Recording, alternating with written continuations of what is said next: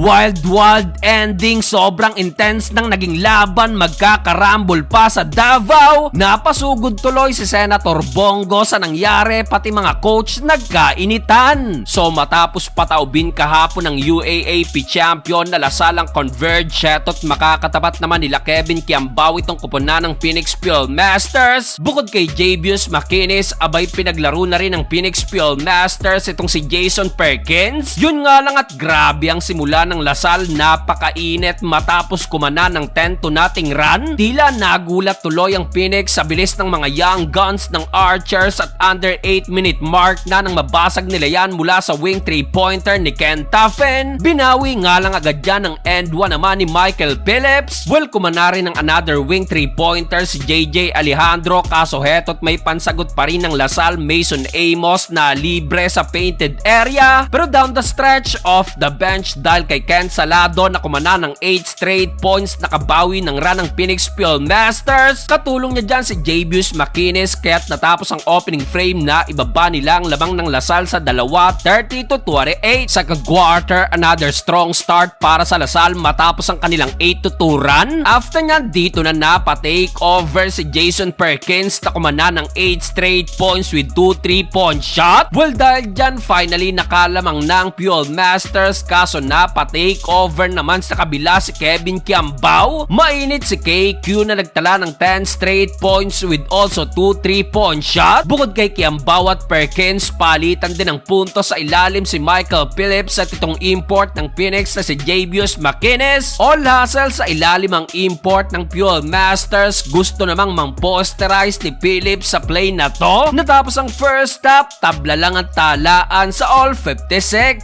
Start of the third quarter, heto tila gusto ng manigurado ng Phoenix Fuel Masters. Abay dito naghalimaw na sa ilalim si Jason Perkins at Javius Maquinis. Grabe yung import ng Fuel Masters, mapa-opensa at depensa. Dito pinahirapan at dinlockdown niya pa itong si Michael Phillips. Halos ayaw ba naman papormahin ni Maquinis ang opensa ng Lasal, especially sa painted area, kaya't hindi na napigilang manggigil ni Phillips. Heto't gustong ibaon talaga ng buhay ang import ng Fuel Masters. Posterized slam dunk attempt. Grabe yun kung pumasok, pero right away may gustong sabihin si Maquinis, dumakdak sa harap ni Phillips. Well, dahil dyan natambakan ng Archers na pumalo hanggang 13 points, pero nagawang maibaba naman niya ng UAAP champion sa 5 puntos, 80-75 end of third period. Fourth and final quarter, sa init ng laban, dito na-eject na sa game si Coach Topex Robinson ng Lasal. Well, first half to second half, talagang mainit na ang mga coaching staff ng both teams, nagkasagutan pa sa third period. Under 7-minute mark, heto na nga't umabot na sa players ang initan. CJ Austria kontra kay Tyler Tio. Nahila pababa sa mukha ni Tio si Austria na nagresulta pa sa kamuntikang rumble sa loob ng court. Dito nagsuguran na ang bench ng Phoenix habang napigilan naman ng coaching staff ang bench ng Lasal. Daming na-technical sa nangyari na yan, napasugod tuloy si Senator Bongo sa venue. After nyan, tila pumabor ang nangyari na yan sa Green Archers dahil dito matinding run ang nagawa ng UAAP champion. Sa follow-up slam dunk na to ni Kevin Kiambao, abay umabante na sa double digit ang Lasal, 98-86. Pero tila nauna yata ang celebration ng Lasal dahil down the stretch, grabing ginawang bawi ng Phoenix sa panguna pa rin ni Jason Perkins at Javius Maquinis. Yung double digit lead na yan, abay tinabla sa all 102.